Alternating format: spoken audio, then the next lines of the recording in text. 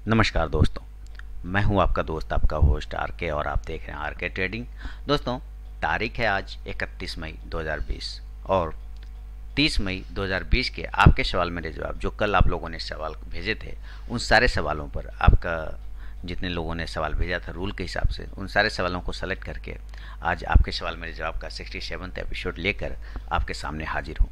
दोस्तों, उन सारे सवालों पे मैं सिर्फ अपना व्यू बताऊंगा, कोई भी पर्सनल बाइंग और सेलिंग की सलाह नहीं होगी। तो कल शनिवार को, जैसा कि आप लोगों को पता है, आपके सवाल मेरे जवाब का सेक्शन ऑन होता है। उसमें जिन लोगों ने नियम के हिसाब से, रूल के हिसाब से सवाल भेजे, उनके सवाल सेलेक्ट हुए हैं और उन्हीं लोगों के सवालों पे मैं अपना व्यू लेकर आया हूँ। आप लोगों को अपना इंपॉर्टेंट फीडबैक देना बिल्कुल भी नहीं भूलना है। वीडियो देख के बस निकल नहीं जाना है। आपको अगर अपने सवाल के जवाब मिलते हैं तो कृपया अपना फीडबैक देना बिल्कुल ना भूलें और लाइक का बटन दबाना ज़रूर याद रखें। तो चलिए सवालों का सिलसिला शुरू करते हैं और देखते हैं सबसे पहला सवाल किन का है और किन उनका जवाब क्या है मेरे तरफ से। तो देखते हैं किन का सवाल है सबसे पहला।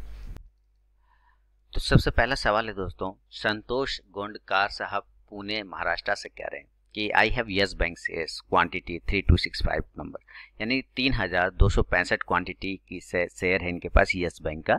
एवरेज बाइंग प्राइस जो है इनका 42 रुपये 60 पैसे के आसपास है। Please guide me in order to decide next course of action of this share. ये यस बैंक के बारे में जानना चाह रहे हैं और एक्चुअली मुझे लग रहा है इनके हिसाब से, जैसा इनका सवाल है, कि ये बिल्कुल नए व्यूअर हैं मेरे, इसी वजह से ये सवाल इन्होंने पूछा है। आपको बता दूं संतोष साहब कि यस बैंक से मैंने पिछले 2 साल से नाता तोड़ लिया है ना। यस बैंक से मैंने सारे लोगों को बाहर निकलने बोल दिया। बैंकिंग स्टॉक्स एनालिसिस में डालता हूँ जिसमें मैं यस बैंक के बारे में साफ सुथरा बोलता हूँ कि इसमें नो ट्रेडिंग, एकदम अवॉइड करके चलना। आप अभी तक बने हुए, मैंने अपने सारे व्यूवर्स को निकाल दिया। मेरे व्यूवर्स कमेंट सेक्शन में मुझे बताएंगे क्या मैंने आप लोगों को इससे एग्जिट होने बोला है या नहीं बोला है। बहुत पहले ही बता दिया था। मैंने कुछ पार्टिकुलर स्टॉक से बताया था, जो सब मैं बताया वो सब वैसे ही चले गए जैसा उसको नीचे की तरफ जाना चाहिए था। तो आप सर अभी 26 क्लोजिंग जो कर रहा है वो 26-27 रुपए के आसपास यस बैंक चल रहा है। कृपया कर, अभी भी टाइम है आपके पास। अगर आप निकलना चाहते हैं तो ये जगह है जहां पे आप निकल सकते हैं, वरना 2-4 पॉइंट और हुए ऊपर जा सकता है 32। एक्चुअली इस स्टॉक में कुछ है नहीं सर। इतने बड़े बड़े क्राइसिस हुए हैं इस बैंक में कि अब आप इससे क्या उम्मीद कर सकते हैं। इनको 10 बैंक चला रहा है मिलके, पता है ना, कोटक, एक्सिस, SBI, LIC, ये सारे बहुत सारे बैंक मिलके इसको चला रहे हैं बंधन में। तो भी कोई फायदा नहीं है, क्योंकि एक बार जिसका क्रेडिट, एक बार जिसका रेपो खराब हो जाता है, क्या आप दोबारा उसमें पैसा डालेंगे? आप नहीं डालेंगे ना। जब नहीं आप पैसा डालेंगे तो वो बैंक कहाँ से चलेगा सर, ये बताइए। इसलिए आप कृपया कर निकल जाएं। ये मेरा आपको एक फ्रेंडली, क्या कहते हैं, दोस्ताना सलाह है। अदरवाइज आपका अपना पैसा है और अभी भी ज़्यादा आप लॉस में नहीं है। 50% हालांकि लॉस में है, लेकिन क्या कर सकते हैं, आप कुछ उपाय भी नहीं है इसमें। तो आप कृपया कर यस बैंक से एग्जिट होना चाहें तो हो सकते हैं, ये लेवल है। अदरवाइज दो और वेट करना चाहते हैं तो कर सकते हैं, आपकी मर्जी, पैसा आपका है सर। लेकिन मेरे हिसाब से न्यूट्रल है, कुछ जान इसमें नहीं है। बढ़ता हूँ अगला सवाल, और ये भी पुणे महाराष्ट्र से ही अशोक सालुंके से आप पूछ रहे हैं कि मैंने शॉर्ट टर्म ट्रेडिंग के लिए विप्रो की 50 क्वांटिटी बाय की है। एवरेज बाइंग प्राइस 212 रुपये। सर विप्रो से मेरा तो पोजिशनल टारगेट डन हो चुका है। मैं अपने व्यूवर से जानना चाहूँगा, क्या आप लोगों ने अपना प्रॉफिट बुक कर लिया विप्रो से? मैंने दिया हुआ था विप्रो को सर 194 के ऊपर और 210 के टारगेट के लिए, तो वो तो ऑलरेडी डन हो गया है। हाँ, अब आपने 212 पे ले लिया। एक्चुअली इसकी क्लोजिंग जानते हैं उसी प्राइस पे जिस प्राइस पे आपने लिया है ना, 212। तो अगर ये मंडे के दिन 213 214 को निकलता है ना, तो एक बार 220 तरफ जाने की कोशिश करेगा। लेकिन अगर ये गलती से भी नीचे ब्रेक कर जाता है 207 रुपए को सर, है ना अशोक साहब, तो थोड़ा ये नीचे आ जाएगा, फिर 194 वाले लेवल पे चला आएगा।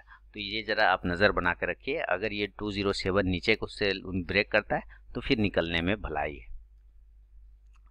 अगला सवाल है अमित कुमार का न्यू दिल्ली से। ये कह रहे हैं कि अपेक्स फ्रोजन फूड, अच्छा झींगा मछली, ठीक है, अपेक्स फ्रोजन फूड को इन्होंने लिया हुआ है 255 में, और 1 से 2 वीक में इनका क्या लेवल आ सकता है अपेक्स फ्रोजन फूड में, ये जानना चाह रहे हैं। तो सर अपेक्स फ्रोजन फूड यानी कि वो जो मछली की कारोबार करते हैं ना, अभी देखिए कुछ बाइंग आ सकती है, इसमें वॉल्यूम भी बढ़ रहा है और ठीक ठाक है, प्राइस जो है लगभग 200 के आसपास की या 190 के आसपास का शायद चल रहा है और आपने 255 पे लिया हुआ है। इसके पास रेजिस्टेंस जो है ना वो 200 का है। मैं आपको दिखाता हूँ चार्ट पर।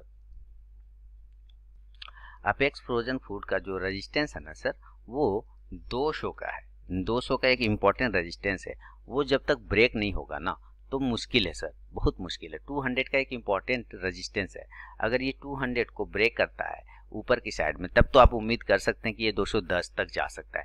लेकिन आपने 255 पे लिया हुआ है सर, बहुत हाई हेवी रेंज पर। आपने यहाँ कहीं जहाँ से उसकी गिरावट स्टार्ट हुई ना आपने वहीं पे उसको पकड़ा, यानी वो जब गिर रहा था तब आपने उसको लिया है। इसका मतलब किसी ने आपको माल चिपका दिया वहाँ पे, या आपने किसी के कहने पे टीवी वगैरह देख के या किसी के कहने पे जरूर ही लिया है अपेक्स फ्रोजन फूड को, क्योंकि जहाँ से गिरा आपने वहीं से पकड़ा। इसका मतलब आपको माल चिपकाया गया है, किसी ने आपको टोपी पहनाया है, जिसको हम लोग अपने लैंग्वेज में बोलते हैं ना।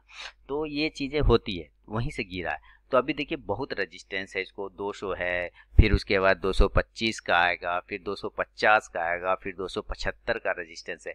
तो थोड़ा सा कष्ट है सर इसमें, अभी वेट कर लीजिए। हालांकि वेट करिए, बाइंग आ रही है लेकिन उस हिसाब से बाइंग नहीं आ रही जैसे कि इसको आनी चाहिए थी। अब देखिए वॉल्यूम को, हाँ उस हिसाब से बाइंग ना है, वॉल्यूम भी ठीक ठाक है लेकिन बाइंग उस हिसाब से नहीं आ रही, बार बार वीक्स बन रहे हैं, थोड़ा सा दिक्कत है। एक बार 200 के ऊपर निकलता है तो फिर आप वेट कर सकते हैं थोड़ा सा। अपना इंपॉर्टेंट फीडबैक देना बिल्कुल ना भूलें अमित सर। चलिए बढ़ता हूँ अगला सवाल और ये देखता हूँ। वेस्ट बंगाल आसनसोल से राजेश जी कह रहे हैं कि कितना मार्जिन लगता है बैंक निफ्टी डिलीवरी में सेल करने में, कौन सा बेटर होता है बाय या सेल? सर सेलर जो होते हैं ना, पैसा तो सेलर ही कमाते हैं, है ना, पैसा सेलर ही कमाते हैं, इस बात को आप जान लीजिए। इसलिए बेटर तो सेल करना ही होता है।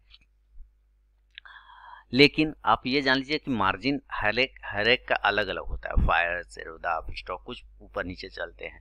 आप उसके वेबसाइट पे जाइए और मार्जिन कैलकुलेटर को यूज करिए, आप जिसका भी यूज करते हैं, है ना, मार्जिन कैलकुलेटर को यूज करिए, आपको वहां पे जानकारी मिल जाएगी राजेश जी कि इतना पैसा लगता है सेल करने में, इतना पैसा लगता है बाय करने में, क्योंकि हर एक का अलग अलग होता है, इसीलिए किसी एक पार्टिकुलर का यहाँ बताया नहीं जा सकता।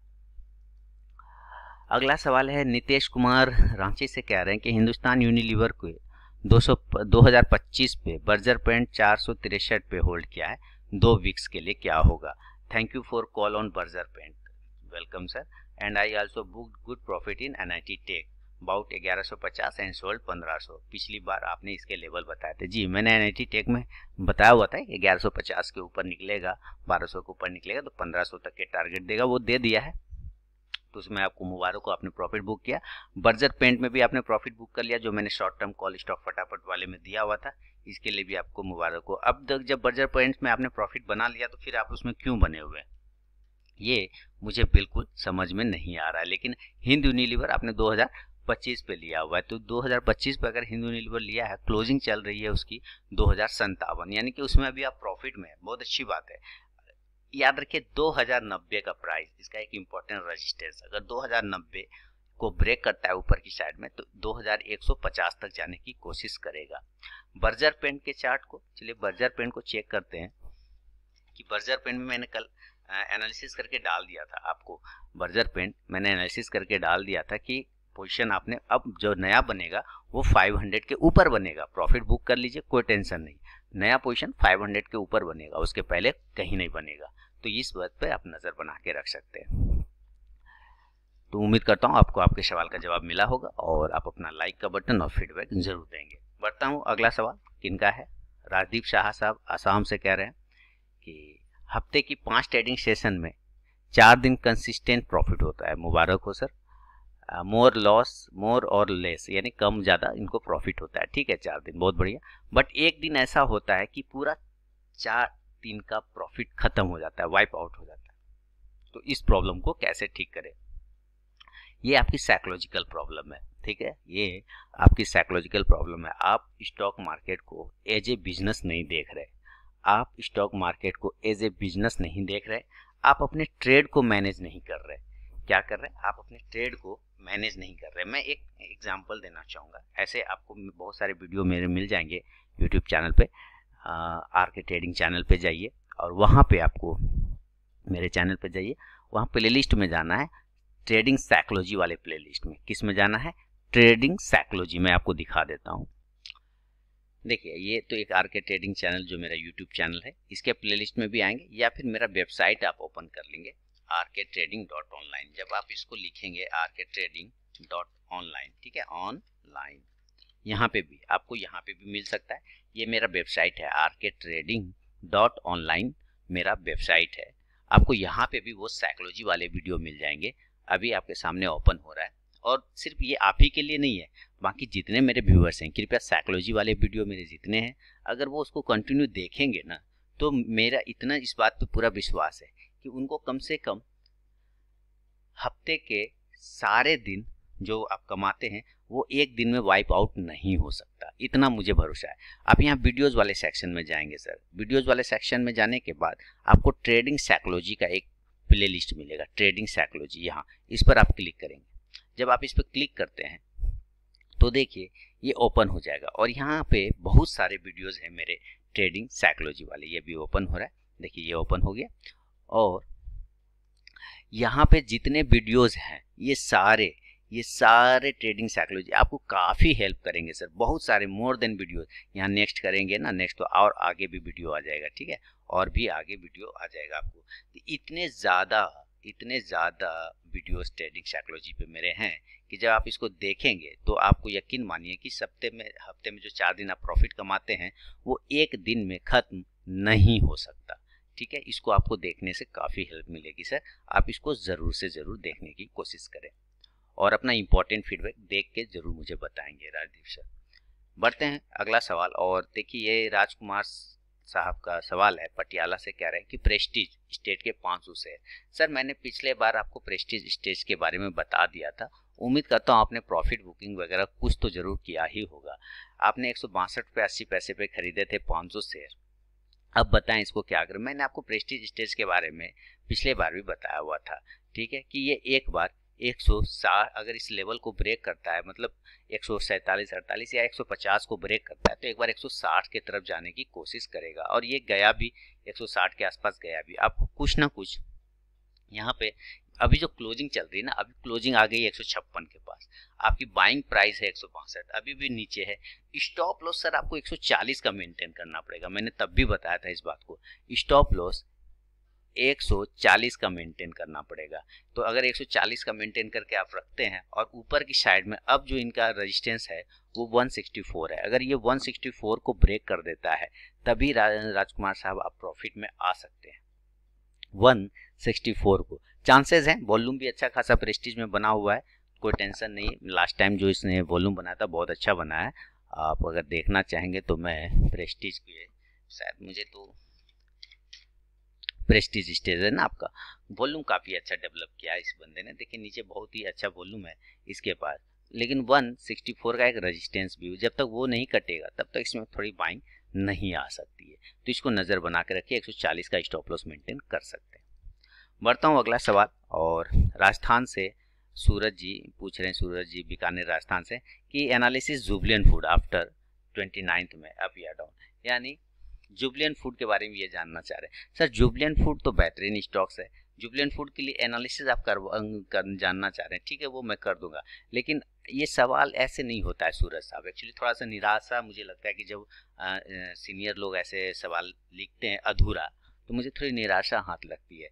आपको क्लियर बताना पड़ेगा आप इसमें क्यों करवाना चाहते हैं analysis, short term, long term, positional, क्या करना चाह रहे हैं आप इसको, है ना, क्योंकि ये स्टॉक हमेशा याद रखिए पोजिशनल है, कभी भी इंट्राडे के लिए तो है ही, इंट्राडे के लिए तो बेस्ट स्टॉक है, इंट्राडे में मूवमेंट करता है, लेकिन पोजिशनल भी एक अच्छा स्टॉक्स बनता है। तो आपको किस तरह से करवाना हो तो उसी के व्यू बनते हैं ना।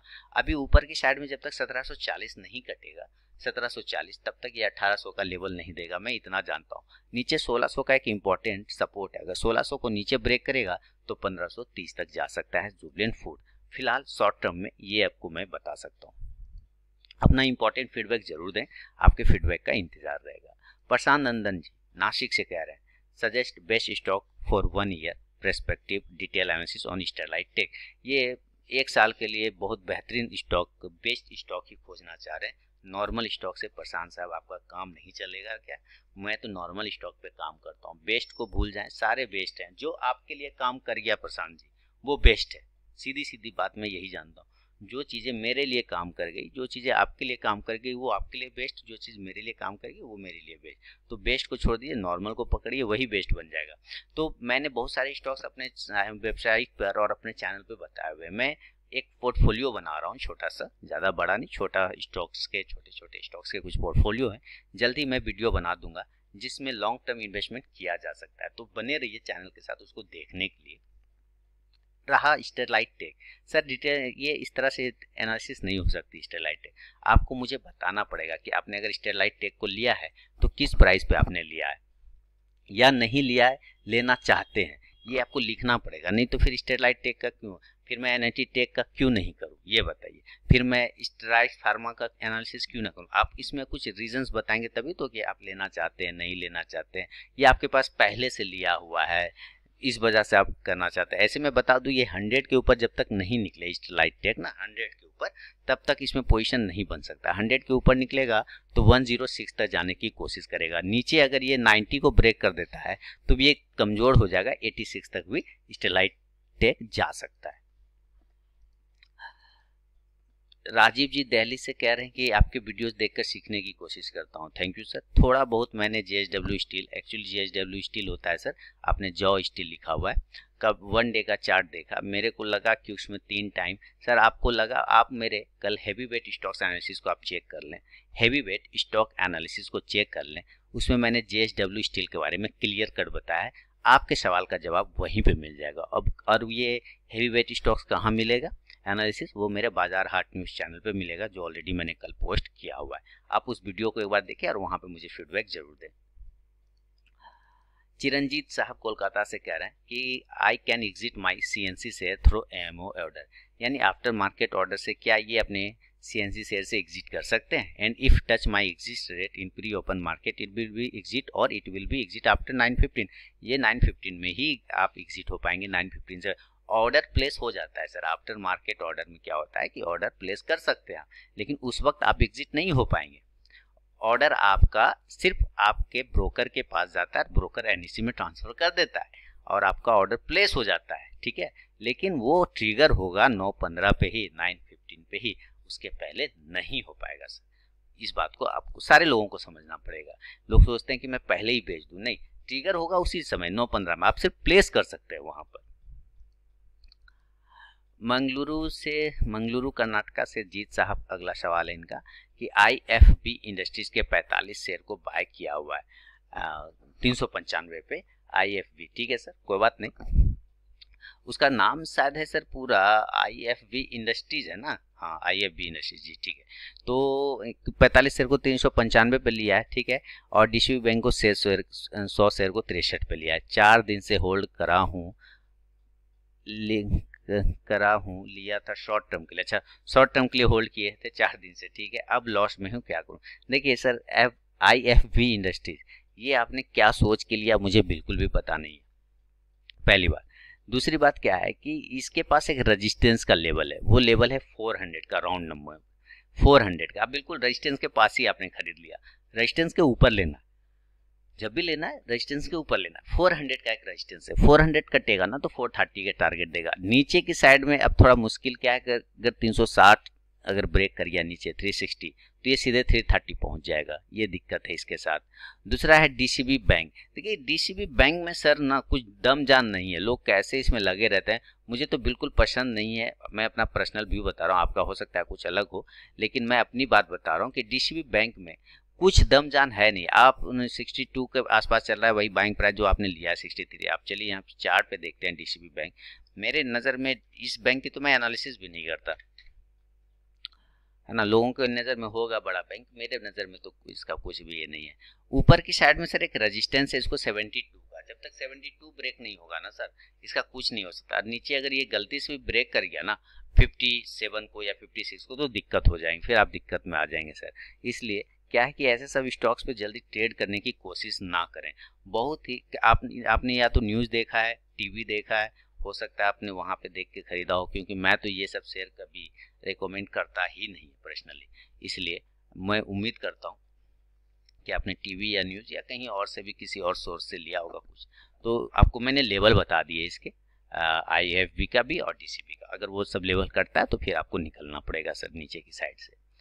अपना इंपॉर्टेंट फीडबैक देना बिल्कुल ना भूलें जीत साहब। बढ़ता हूँ अगला सवाल के साथ, और अगला सवाल है विश्वजीत पाल साहब कोलकाता से, कह रहे हैं कि सेंचुरी टेक्सटाइल को 284 रुपये 70 पैसे पे लिया है। ठीक है सर, कोई बात नहीं। और उसके बाद है कि 100 शेयर को लिया हुआ है। ठीक है, इसके स्टॉप लॉस और टारगेट सेंचुरी टेक्सटाइल में ये जानना चाहते हैं। सर सेंचुरी टेक्सटाइल ना शॉर्ट टर्म के लिए स्टॉक आपने 284.70 पे लिया है, क्लोजिंग कर रहा है 285.60 के पास, माने कि 285 रुपए के आसपास, यानी उसी प्राइस पे खड़ा है। इसके 300 जब तक ऊपर नहीं कटेगा इसका 300, तब तक 316 का टारगेट या 315 का टारगेट नहीं मिल सकता है। 300 के ऊपर अगर ये निकलता है तो 315 के टारगेट देगा। लेकिन अगर ये 280 ब्रेक हो जाता है सर, जो कि बहुत ही नियर है आपके बाइंग प्राइस से, अगर 280 ब्रेक हो जाता है तो ये 270 और 265 तक जाने की कोशिश करेगा सेंचुरी टेक्सटाइल। तो इस वजह से आपको स्टॉप लॉस कहाँ लगाना होगा, 265 के आसपास स्टॉप लॉस लगाए। अगर वो कटेगा तो और भी नीचे जाने की संभावना है, लेकिन ऊपर अगर ये 300 ब्रेक कर जाता है तो फिर एक अच्छा टारगेट आपको ऊपर की साइड में मिलेगा। समीर जी न्यू दिल्ली से कह रहे हैं कि sir please guide how you select stocks for intraday and where we will get all news related to stock and which website you following to get all updates related market। ये कह रहे हैं कि इंट्राडे के stocks कैसे select होते हैं और कहाँ से सारे न्यूज़ वाले स्टॉक्स की खबरें मिल सकती है। देखिए सर, न्यूज़ वाले इंट्राडे स्टॉक्स के लिए तो आपको सबसे पहली बात जान लीजिए कि आपको लर्निंग बेहद ज़रूरी है। लर्निंग ज़रूरी है। मैंने एक वीडियो बनाया था ना कि डॉक्टर बनने के लिए 4 साल लगते हैं, इंजीनियर बनने के लिए इतने साल लगते हैं, 7 साल लगते हैं, ये लगते हैं, फिर उसको क्या कहते हैं, और हवाई एयर पायलट बनने के लिए इतने साल लगते हैं, लेकिन ट्रेडर बनने के लिए रात में सोचते हैं लोग, सुबह में शुरू कर देते हैं। तो एक बिल्कुल ही इसको सीरियसली तो लेते नहीं हैं लोग। पढ़ाई करनी पड़ती है सर। आपको ये नहीं कि किसी से जाकर ट्रेनिंग लेके बैठ जाइए, ऐसी कोई ज़रूरी नहीं। पढ़ाई दैट मीन्स आपको इसके पीछे टाइम देना पड़ेगा। टाइम देने का मतलब आपको इसके हर चीज़ को लाभ और नुकसान को समझना पड़ेगा। स्टॉक मूव कैसे करता है वो समझना पड़ेगा। कौन से स्टॉक्स इंट्राडे के लिए होते हैं ज़्यादा सूटेबल, वो समझने की कोशिश करना पड़ेगा। इसके लिए बहुत सारे चैनल्स हैं, आप चैनल्स को फॉलो करिए। मेरे बहुत सारे वीडियोज़ हैं, मैं आपको बता देता हूँ कौन कौन से प्लेलिस्ट आपको देखना है। आपको मेरे प्लेलिस्ट में जाना है, ट्रेडिंग स्ट्रैटेजीज करके एक प्लेलिस्ट मिलेगा और ट्रेडिंग साइकोलॉजी करके। आपको ये वीडियो, ये 2 प्लेलिस्ट के वीडियो जिन लोगों ने देख लिया, ट्रेडिंग स्ट्रैटेजीज और ट्रेडिंग साइकोलॉजी, मुझे पूरी उम्मीद है कि उनकी सोच और उनकी थिंकिंग मार्केट के बारे में बदल जाएगी। मैं आपको यहाँ दिखा देता हूँ। वैसे आपको ट्रेडिंग स्ट्रैटेजीज, यहाँ प्लेलिस्ट वाले सेक्शन में जाएंगे आरके ट्रेडिंग चैनल में, ट्रेडिंग स्ट्रैटेजीज और ट्रेडिंग साइकोलॉजी, ये 2 वीडियो, ट्रेडिंग साइकोलॉजी पहला, इसके सारे वीडियोज़ आपको देखने, और ट्रेडिंग स्ट्रैटेजीज इसके सारे वीडियोज़ देखने। आपको स्टॉक सिलेक्शन रिलेटेड जो आपका है क्वेरी, बहुत हद तक आपका सॉल्व हो जाएगा सर। एक तो ये हुआ। दूसरा कि कहाँ से न्यूज़ वाले स्टॉक्स माने खबर मिल सकता है। सबसे पहले तो आप टीवी चैनल को फॉलो कर सकते हैं, बिजनेस चैनल को फॉलो कर सकते हैं, कुछ बिजनेस वेबसाइट को फॉलो कर सकते हैं जिसमें मनी कंट्रोल वगैरह है, मनी लाइफ है ना, और मनी भास्कर है। ये सारी चीज़ें हैं जहाँ से आपको न्यूज़ वाले स्टॉक्स मिल सकते हैं। तो आप ये सब चीज़ों को फॉलो कर सकते हैं। कंटिन्यू फॉलो करिए, है ना, वेबसाइट को, लेकिन ट्रेड उस पर करना है या नहीं करना ये आप अपना डिसीजन लीजिए।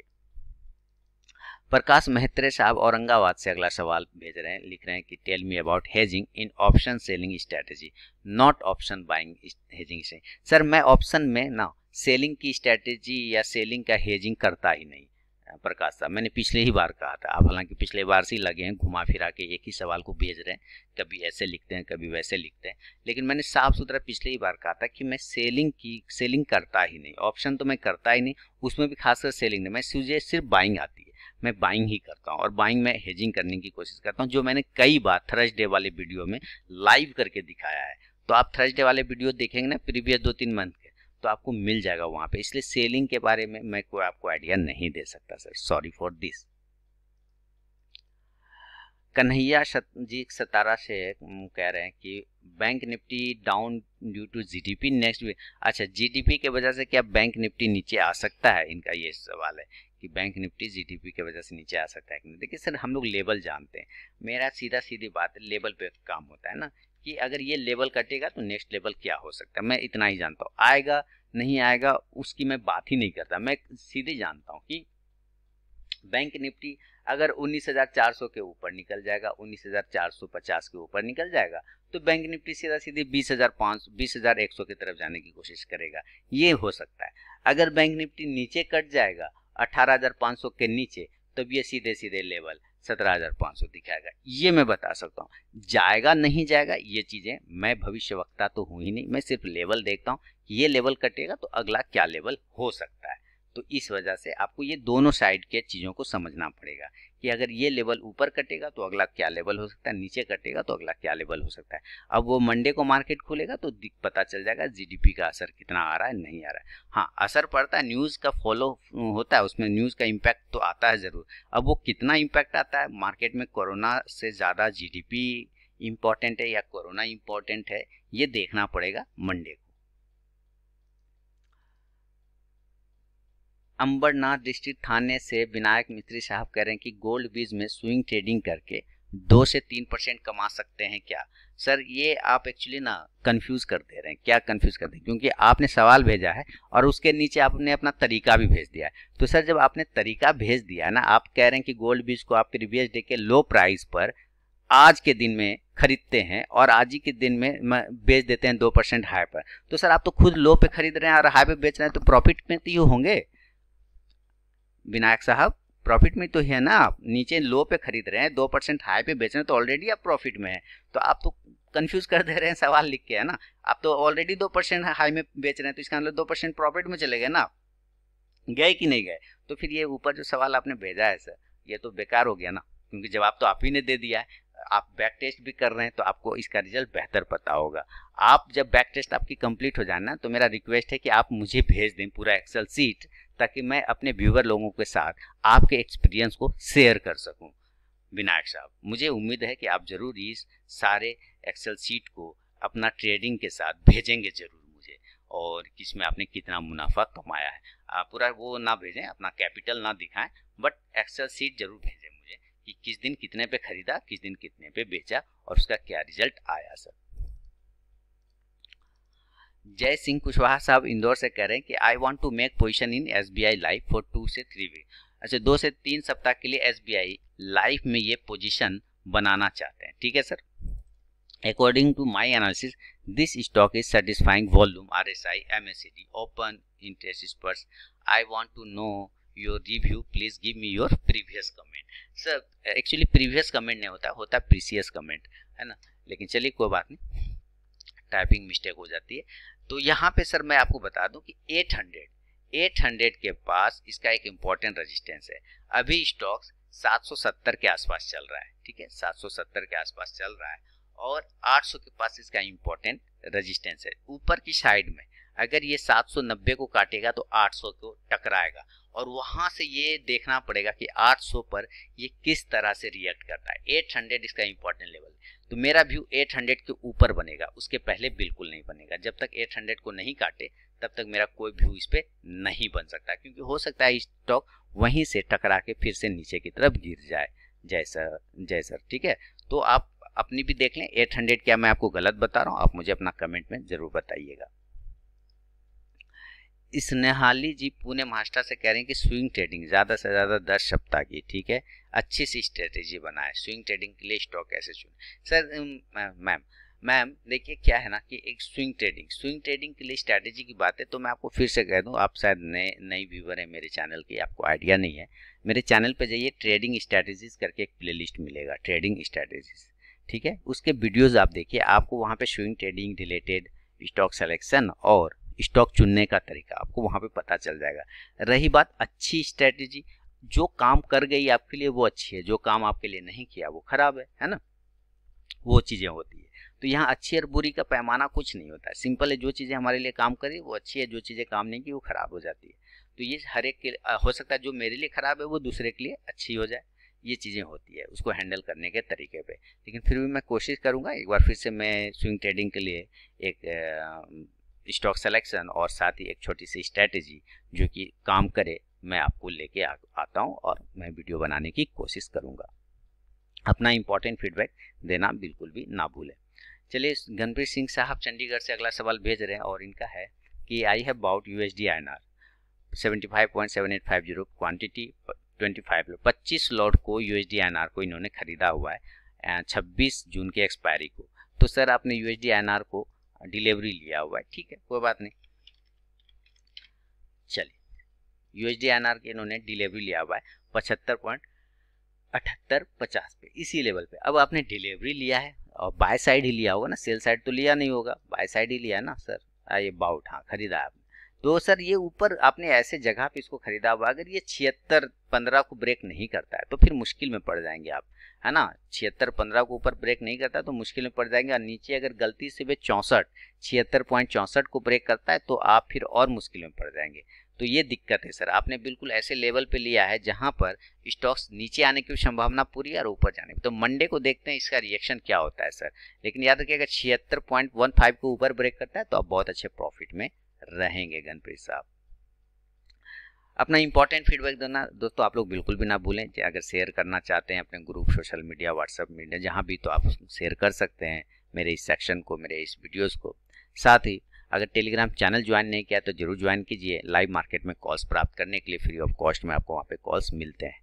बढ़ता हूँ अगला सवाल के साथ, और अगला सवाल है बलिया यूपी से सुनील शर्मा साहब कह रहे हैं कि हिंद जिंक को 194 रुपये 25 पैसे पे बाय किया हुआ है। मेग मनी ऑर्गेनिक को इन्होंने बाय किया हुआ है, बहुत बढ़िया, और 61 रुपये 40 पैसे पे शॉर्ट टर्म के लिए। तो सर हिंद जिंक को आपने 194.25 पे लिया है, क्लोजिंग कर रहा है 171 के आसपास में, है ना। 175 एक स्ट्रॉन्ग रेजिस्टेंस है सर, और 180 ये दोनों लेवल 180 और 175 के राउंड नंबर को ले लिया जाए तो ये बहुत ही इंपॉर्टेंट रेजिस्टेंस है। जब तक वो नहीं कटेगा ना आपका एवरेज प्राइस आना बहुत मुश्किल है सर। कितना, 180 और 175 इंपॉर्टेंट रेजिस्टेंस है। जब तक वो नहीं कटेगा आपका एवरेज प्राइस जो है 194 रुपये, एक्चुअली जहाँ से स्टॉक गिरा है आपने वहीं से खरीदा है।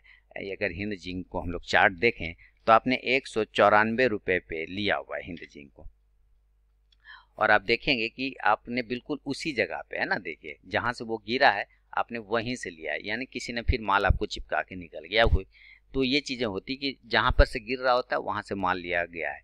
तो 180 कटेगा ऊपर तभी आपका एवरेज प्राइस आ सकता है, अदरवाइज नहीं। दूसरा है आपका मेग मनी ऑर्गेनिक्स। मेग मनी ऑर्गेनिक्स की बात कर लें, आपने कितने पे लिया है इसको भी देखें। 61 रुपये कुछ पैसे पे आपका था ना, चेक कर लेता हूँ कितने पे लिया है, 61.40 पर लिया है, ठीक है सर। अभी देखिए 50 के आसपास है, ये भी उम्मीद करता हूँ।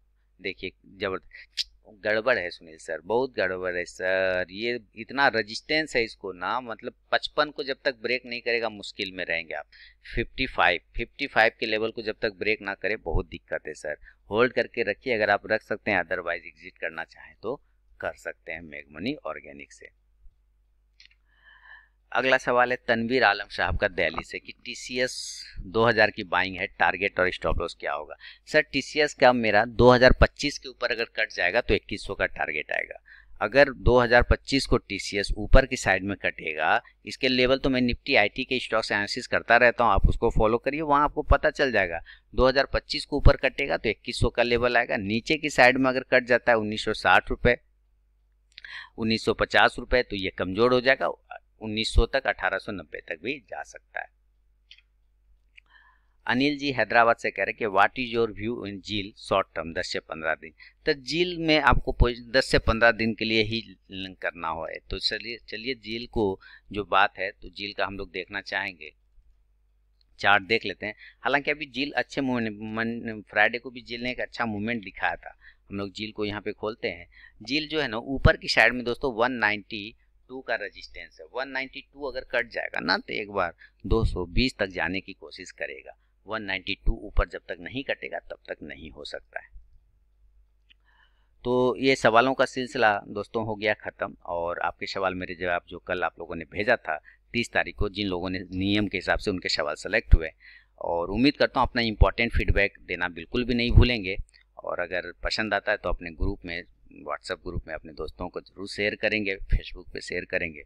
और मिलता हूँ अब नेक्स्ट वीडियो में, और जो सवाल आपके रह गए हैं अगले सैटरडे का वेट करें फिर से अपने सवाल नियम के हिसाब से, रूल के हिसाब से भेजने के लिए। तो नेक्स्ट वीडियो में मिलता हूँ दोस्तों, तब तक के लिए धन्यवाद।